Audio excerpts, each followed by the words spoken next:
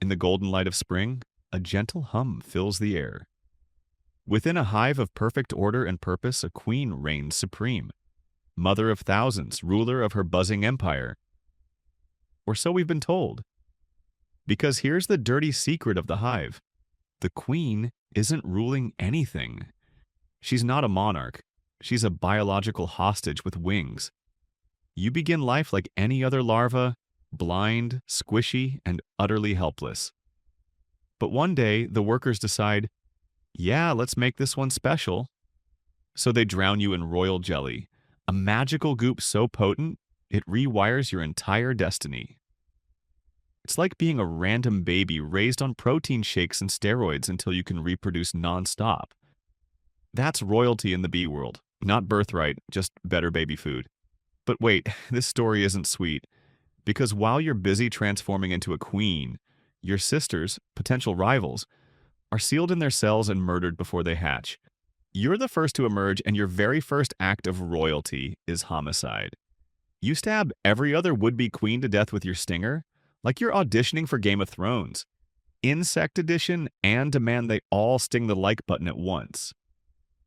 Now that you've eliminated the competition, you get one glorious reward: a mating flight.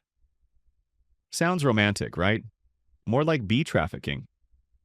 You soar into the sky to meet a horde of eager males, drones, whose life goal is literally to die passing on their sperm just once.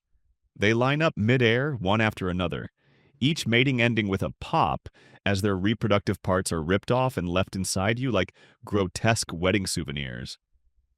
So yeah, technically you get a royal wedding, followed immediately by a mass funeral.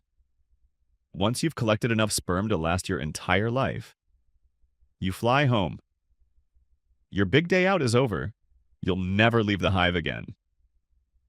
Back in the hive, you're greeted like a goddess. Workers feed you, groom you, and constantly touch you to spread your pheromones. Sounds luxurious until you realize that's how they chemically control the colony. Your pheromones keep everyone obedient. They tell the workers, don't reproduce, serve her. But it's not like you're in charge, it's more like your body's a walking propaganda machine for the hive mind. And while you're fed and cleaned 24/7, your life's actual job description is lay eggs forever. Up to 2,000 a day. Every single day. That's not royalty. That's reproductive slavery. You don't command armies. You don't plan strategies. You just lay eggs, bloated and busy, while everyone else runs the hive.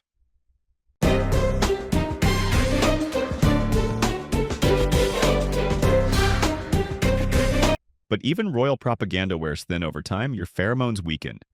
The workers start whispering behind your back like middle school gossipers. Is she still fertile?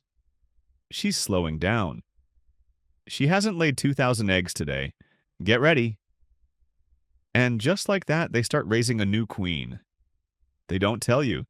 They quietly prepare your replacement, feeding a new larva royal jelly until it becomes the next heir or executioner. When the time comes, the workers either kill you or force you into exile with a handful of followers to start a new colony. Basically a medieval banishment, but with more pollen. So yeah, your reign ends like every other disposable ruler in bee history. Used up, tossed out, and forgotten. So you didn't choose to be queen. You didn't win power. You can't command your subjects, and you're not free to leave. In every possible sense, you're the opposite of a queen. You're the hive's most essential slave, trapped by biology, adored for your productivity, and murdered the moment you slow down. So when people say, be the queen bee, maybe think twice, because in reality, that phrase means work nonstop, never rest, and get replaced when you're tired. If you spotted the mystery creature, comment below and don't be like the hateful hive. Subscribe for more nature reveals. In the end, you're not a symbol of power. You're a cautionary tale about what happens when people turn a blind eye to the dark side because it's easier to believe what everyone else calls good. Hasta la vista, royal womb slave.